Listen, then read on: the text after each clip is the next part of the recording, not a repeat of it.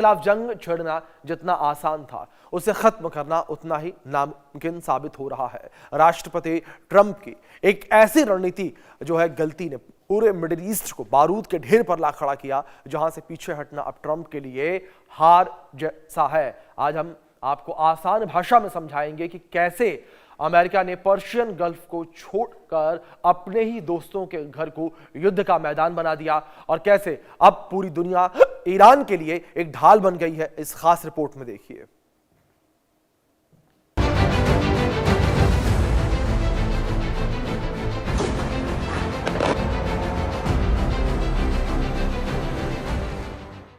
Trump का अहंकार और मिडिल ईस्ट का महाविनाश, एक गलती ने ईरान को बना दिया अजय। क्या अमेरिका का वियतनाम और अफगानिस्तान जैसा होगा हश्र? दुनिया की ऑयल लाइफलाइन पर ईरान का कब्जा। जंग सिर्फ हथियारों से नहीं, दिमाग और सही लोकेशन से जीती जाती है। जानकारों का मानना है कि अमेरिका ने ईरान पर हमला करने के लिए जो जगह चुनी, वही उसकी सबसे बड़ी हार की वजह बनी। अमेरिका को चाहिए था कि ईरान पर हमला पर्शियन गल्फ या हिंद महासागर में स्थित अपने डिएगो गार्सिया एयरबेस से करता। अगर ऐसा होता तो अमेरिका और ईरान की लड़ाई समुद्र के बीचों बीच सीमित रहती। अगर ईरान पलटवार भी करता तो वो सिर्फ अमेरिकी एयरक्राफ्ट या बेस पर होता। लेकिन ट्रंप प्रशासन ने अपने अहंकार में मिडिल ईस्ट के मुस्लिम देशों सऊदी अरब, यूएई और कतर के एयरबेस का इस्तेमाल किया। इससे संदेश ये गया कि ये सुन्नी देश ईरान के खिलाफ अमेरिका और इजराइल के साथ खड़े हैं। अब नतीजा ये है कि अगर अमेरिका ईरान की रिफाइनरी पर हमला करता है तो ईरान सीधे इन खाड़ी देशों के तेल कुएं को तबाह कर देगा। ट्रंप की एक गलती पूरे युद्ध की फांस बन गई है। अमेरिका ने जब इन लोगों से समझौते किए तो उसको एक मोटी रकम इन देशों से मिली। अमेरिकन कंपनीज को राइट्स मिले इन देशों में इन्वेस्टमेंट करने के। इन देशों को लगा कि हम अमेरिका को अपनी जगह पे बेस दे रहे हैं तो हम सुरक्षित रहेंगे। यानी ये दोनों के लिए विन विन सिचुएशन एक ऐसी थी। लेकिन समय जैसा कहा जाता है हमेशा एक सा नहीं रहता, परिस्थितियां बदली। अमेरिका ने ईरान पे हमला किया और ईरान जो है वो इन देशों के जो अमेरिकन बेस हैं उन पे हमला कर रहा है। और उसमें हो क्या रहा है कि कहीं ना कहीं चपेट में आ रहे हैं अब ये देश। अब इनको ऐसा लग रहा है कि अमेरिका को बेस देकर के हम यहाँ फंस गए हैं, अब ना खाली करा पा रहे हैं। और इस स्थिति में जहाँ अमेरिका और ईरान के बीच युद्ध चल रहा है उसमें ये देश जो है अब इनकी गर्दन जो है वो फंस गई है, न निकाले बन रही है न उसमें फंसाए बन रही है। तो ये एक बड़ी ट्रंप की अकेली जंग, दुनिया भर में टैरिफ की धमकी से बड़ा गुस्सा, फ्रांस के राष्ट्रपति की चैट लीक करने का अहंकार, यूरोप, भारत और चाइना कोई भी युद्ध के पक्ष में नहीं, मित्र देशों को भरोसे में लिए बिना बड़ा हमला।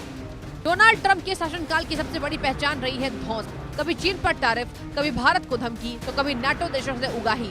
ट्रंप ने जिसकी लाठी उसकी भैंस वाली नीति अपनाकर पूरी दुनिया को अपना दुश्मन बना लिया है। चाहे वेनेजुएला के राष्ट्रपति को उठाना हो या ग्रीनलैंड पर दावेदारी करना, ट्रंप ने अंतर्राष्ट्रीय कानूनों की धज्जियां उड़ाई। फ्रांस जैसे पुराने मित्र देश के राष्ट्रपति की पर्सनल चैट लीक कर दी। नतीजा ये हुआ कि आज जब अमेरिका ईरान के एक लंबी और थकाऊ जंग में फंसा है तो दुनिया का कोई भी देश उसके साथ खड़ा नहीं दिख रहा है, न यूरोप, न भारत, न जापान।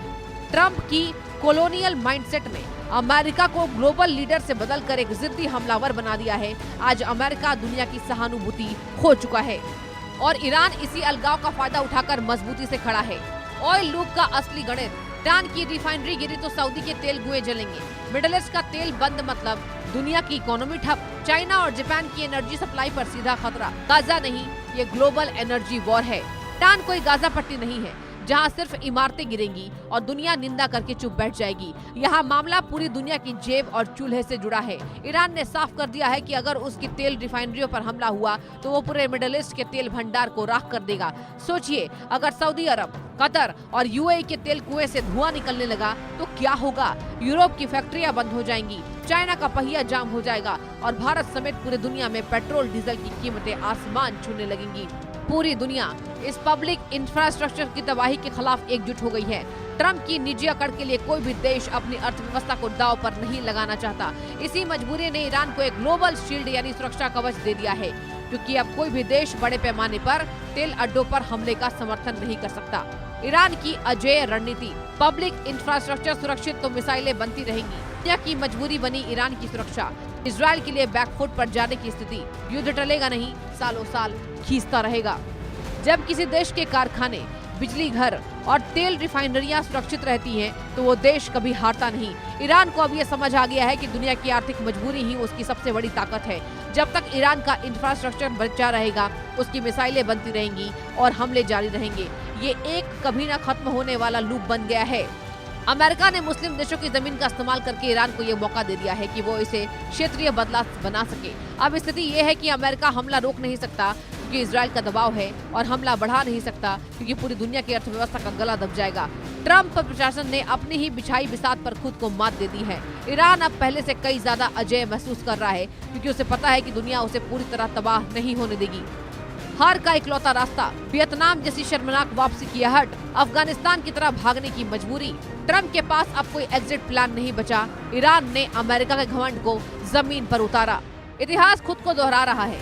जिस तरह अमेरिका को वियतनाम के जंगलों में और अफगानिस्तान के पहाड़ों में हार मानकर भागना पड़ा था, ठीक वही स्थिति अब मिडिल ईस्ट के रेगिस्तान में बन रही है। ट्रंप के पास अब हार मानने या फिर चुपचाप घर लौटने के अलावा कोई विकल्प नहीं बचा है। उन्होंने अपने सहयोगियों को नाराज किया, दुश्मनों को एक किया और रणनीतिक रूप से गलत एयरबेस चुने। आज अमेरिका एक ऐसे दलदल में है जहां जो जितना हाथ पांव मार रहा है उतना ही धंसता जा रहा है। ईरान ने साबित कर दिया कि वो झुकने वाला नहीं है और ट्रंप की डील्स की कला यहाँ काम नहीं आ रही। ये जंग अब अमेरिका की ताकत की नहीं बल्कि उसकी साख की हार बनती जा रही है। क्या ट्रंप अपनी हार स्वीकार करेंगे या फिर पूरी दुनिया की इकोनॉमी को गर्त में ढकेल देंगे? क्या डोनाल्ड ट्रंप साहब का अहंकार, उनका जो घमंड है, उनकी जो ईगो है, उनका जो एरोगेंस है, उसकी वजह से क्या कोई अमेरिका के साथ खड़ा नहीं होना चाह रहा है? जी हाँ, ये बिल्कुल सही बात भी है, क्योंकि अमेरिका ने मन मर्जी से जिसके ऊपर टैरिफ ठोका और ठोका, जिसकी तरफ उसको एग्जेम्प्ट कर दिया, कम कर दिया, ज़्यादा कर दिया, तो अमेरिका ने अपने खुद के रिश्ते बिगाड़ दिए लोगों से। आज की तारीख में कोई अमेरिका का साथ नहीं दे रहा है, कोई खड़ा नहीं है, कोई अमेरिका की मदद नहीं करना चाहता है। महाशक्ति का ढलता सूरज, गलत रणनीति प्लस अहंकार मतलब ऐतिहासिक हार। ईरान बना मिडिल ईस्ट का नया पावर सेंटर। अमेरिकी वर्चस्व के अंत की शुरुआत। मिडिल ईस्ट में बिछी नई कूटनीतिक बिसात। नतीजा साफ है, ट्रंप की जिद और गलत सैन्य प्लानिंग ने अमेरिका को एक ऐसी हार की दहलीज पर खड़ा कर दिया है जिसे इतिहास कभी माफ नहीं करेगा। जिस डिएगो गार्सिया का इस्तेमाल अमेरिका को करना चाहिए था, उसे नजरअंदाज कर उसने अपने ही दोस्तों के घर को आग की चपेट में ला दिया। आज ईरान को हराना सिर्फ इसलिए मुश्किल नहीं है कि वो ताकतवर है, बल्कि इसलिए मुश्किल है कि अमेरिका की गलतियों ने उसे अजेय बना दिया। दुनिया अब अमेरिका के निजी स्वार्थों के लिए अपनी ऊर्जा सुरक्षा की बलि देने को तैयार नहीं है। वियतनाम और अफगानिस्तान के बाद क्या अब मिडिल ईस्ट की वो जगह होगी जहां से अमेरिका वर्चस्व का सूरज हमेशा के लिए ढल जाएगा? ये सवाल है अब दुनिया की जुबान पर है। नारायण द्विवेदी की रिपोर्ट, इंडिया न्यूज। अब बात उस महाशक्ति की जो दुनिया को शांति का पाठ पढ़ाती थी, लेकिन आज खुद वो शांति के पाठ पढ़ाते पढ़ाते अशांति की ओर जाती हुई महाशक्ति नजर आ रही है, जिसके ऊपर बड़े सवाल भी खड़े होते नजर आ रहे हैं कि जो महाशक्ति कभी शांति का पाठ पढ़ाती थी, अब एक ऐसे युद्ध के दलदल में धंस गई है जहां से निकलना नामुमकिन लग रहा है।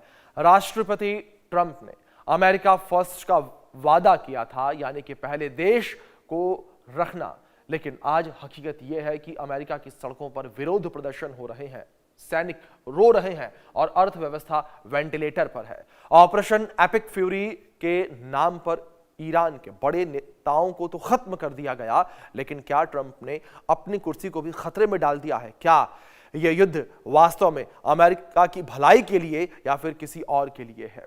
आइए समझते हैं इस पूरी इनसाइड स्टोरी को खास रिपोर्ट में। क्या ईरान बनेगा ट्रंप का पॉलिटिकल सुसाइड? युद्ध तेहरान में, हाहाकार वाशिंगटन में। क्या अमेरिका में आने वाली है मंदी? बेटों को जबरदस्ती जंग में भेजने पर भड़की अमेरिकी जनता। डोनाल्ड ट्रंप जब सत्ता में आए थे तो उनका सबसे बड़ा वादा था कि वो अमेरिका को अंतहीन युद्धों से बाहर निकालेंगे, लेकिन आज तस्वीर बिल्कुल उलट है।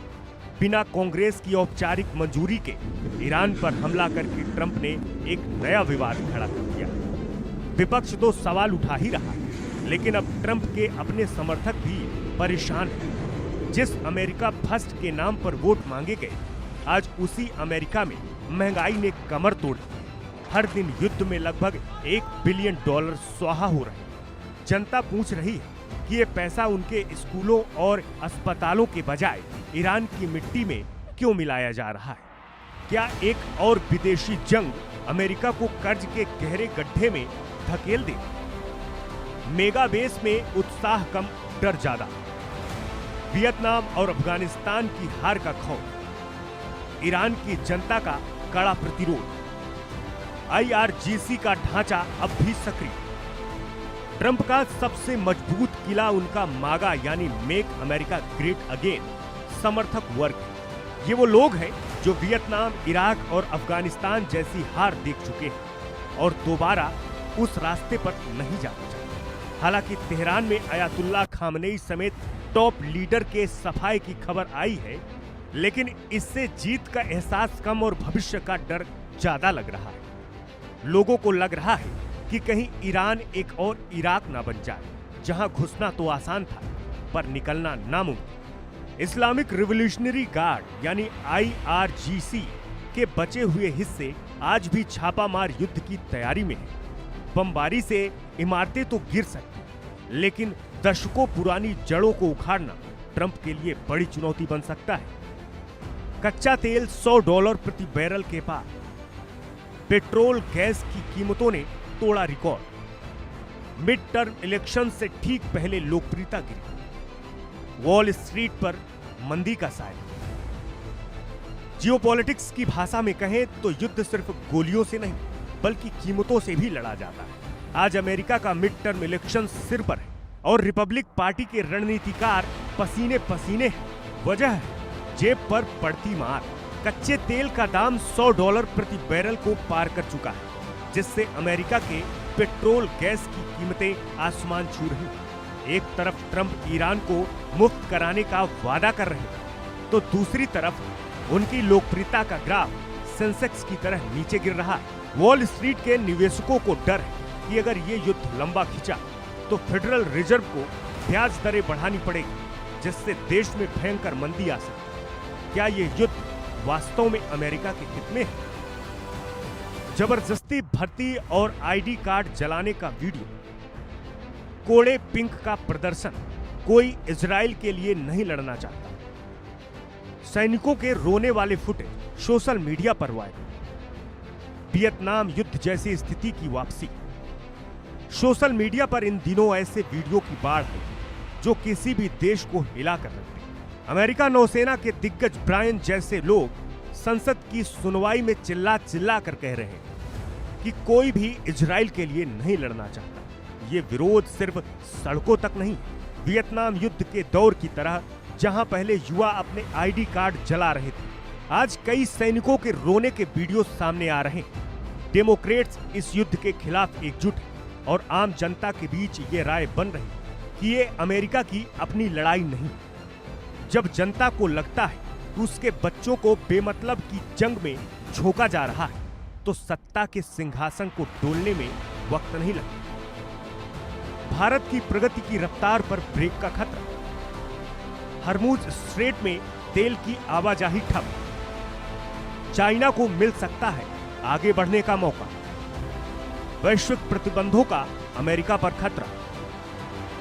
ट्रंप की इस जिद का असर सिर्फ अमेरिका तक सीमित नहीं है, भारत जैसे उभरते देशों के लिए भी यह एक आर्थिक सुनामी जैसा। तेल की बढ़ती कीमतें भारत के विकास दर को धीमा कर सकती हैं। वहीं कूटनीतिक स्तर पर अगर अमेरिका परमाणु हथियारों के इस्तेमाल जैसा कोई आत्मघाती कदम उठाता है तो वह दुनिया में अलग थलग पड़ सकता है। जानकारों का मानना है कि परमाणु हमले के बाद भी ईरान शायद ना झुके, क्योंकि वहां का सैन्य ढांचा स्वतंत्र इकाइयों में बटा हुआ है। ऐसी स्थिति में चीन एक नए मसीहा के रूप में उभरेगा और मुमकिन है कि पूरी दुनिया मिलकर अमेरिका पर ही कड़े प्रतिबंध लगा दे। ट्रंप का अहंकार अमेरिका को एक ऐसी खाई की ओर ले जा रहा है जहां से वापसी का रास्ता बहुत धुंधला है। अहंकार बनाम हकीकत। परमाणु हथियार आखिरी रास्ता या आखिरी गलती? बिखरा हुआ ईरान, प्रशासन फिर भी लड़ रहा। इतिहास दोहराने की कगार पर अमेरिका। डोनाल्ड ट्रंप एक बिजनेसमैन है और उन्हें पता है कि हार उनके ब्रांड के लिए कितना खतरनाक है। लेकिन ईरान में वो अपने ही बनाए चक्रव्यूह में उलझ गए। हरमुज की खाड़ी में तेल का प्रवाह रुका हुआ, जनता सड़कों पर है और मिड टर्म इलेक्शन के नतीजे डरा रहे। 1953 की गलती ने 1979 की क्रांति को जन्म दिया था और आज 2026 में इतिहास फिर खुद को दोहरा रहा है। ट्रंप के पास अब या तो वो परमाणु बटन दबाने का खतरनाक विकल्प बचा है या फिर बातचीत की मेज पर झुकने का। लेकिन क्या उनका अहंकार उन्हें झुकने देगा? युद्ध की ये आग ट्रंप को महान बनाएगी या उनके राजनीतिक कैरियर को राख कर देगी? ये आने वाला वक्त ही बताएगा। नारायण द्विवेदी की रिपोर्ट, इंडिया न्यूज।